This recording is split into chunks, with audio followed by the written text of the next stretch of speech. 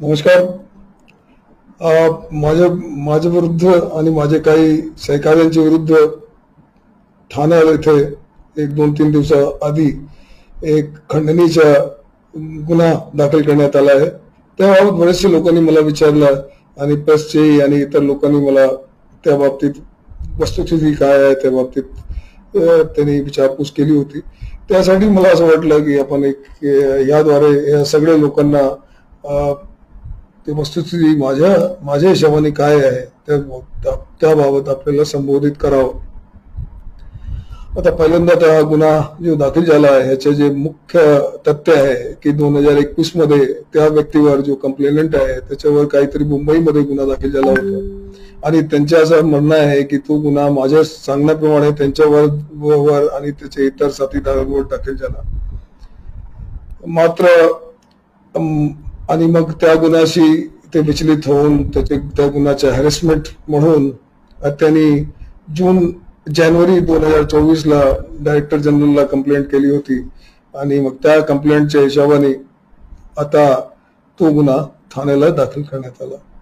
मला एकच सांगायचं आहे की ही सगळी घटना मुंबईची आहे आणि मुंबईमध्ये जरी मी डीजीपी होतो तरी डीजीपीचे कंट्रोल मुंबई सिटी कमिशनरवर अजिबात नसतं आणि तिकडचे लोक मुंबई हे महाराष्ट्राचे डीजीपीला रिपोर्ट करत नाही.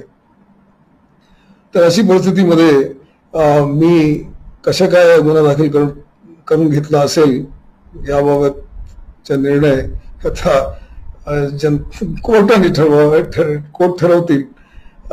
पण तरी ते गुन्हा तरी दाखल झाला आहे. प्रत्येक मला वाटतं सगळ्या लोकांना आता ते घाबरून आहे आणि आम्ही पण आहोत की अरे आपल्यावर काय होणार. ठीक आहे, गुन्हा आहे म्हणून गुन्ह्याची कारवाई होईल.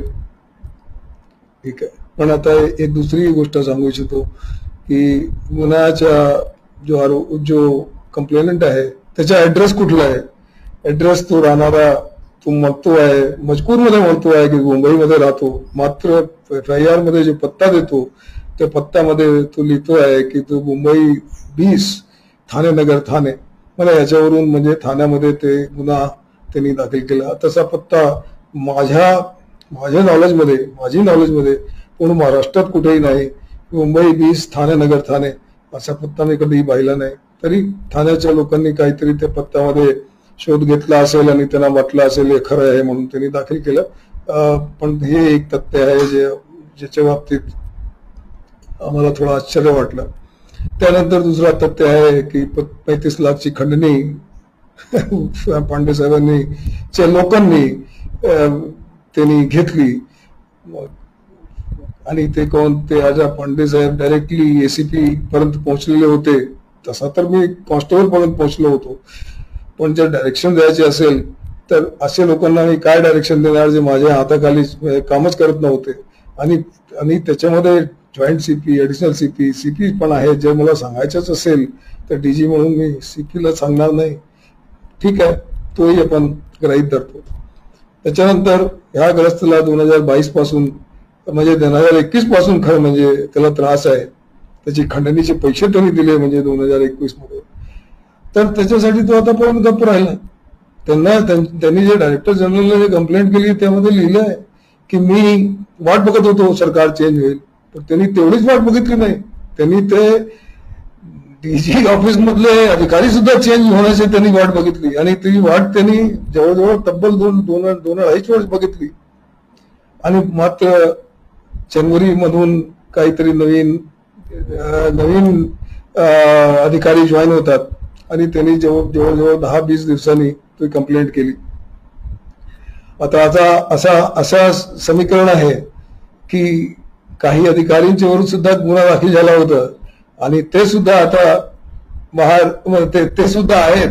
आणि शासनामध्ये मी रिटायर झाल्यानंतर 5 दिवसांनी गुन्हा दाखल होतो आणि त्याच्या आधीपासून ते जे सांगत होते की 1 जून आम्ही यांना बघून घेईल, यांना रिटायर होऊ द्या, असं सगळं म्हणजे हे सगळं रेकॉर्डवर आहे. पण ते सुद्धा आता शासनामध्ये आहे, असे लोक शासनामध्ये आहे. पण हे सगळं समीकरण मिळून पांड्यांना इलेक्शनच्या आधी बरेच लोक असं म्हणताय की इलेक्शनच्या आधी, कारण काय आपण वेळ जर बघितली तर खरोखर इलेक्शनच्या आधीची जी गोष्ट आहे, तर पांडेला या गुन्ह्यामध्ये गुंतवून टाकायचं. मी हा प्रश्न आपल्यावर सगळ्यावर सोडतो आहे आणि कोर्टासमोर तर मांडणारच की आपण एवढे दिवस का वाट बघितली, काही विशिष्ट अधिकाऱ्यांची काय वाट बघितली, काही विशिष्ट शासनची नेत्यांची काय वाट बघितली. ठीक आहे, आज सत्ता त्यांच्या हातात आहे, आज पॉवर त्यांच्या हातात आहे, त्यांनी कशाही वापर करावा त्या बाबतीत त्यांना जनताने मुभा दिलेली आहे. 2 महिन्या 3 महिन्याच्या नंतर सुद्धा हे कायम राहावी असा मी त्यांना शुभेच्छा देतो.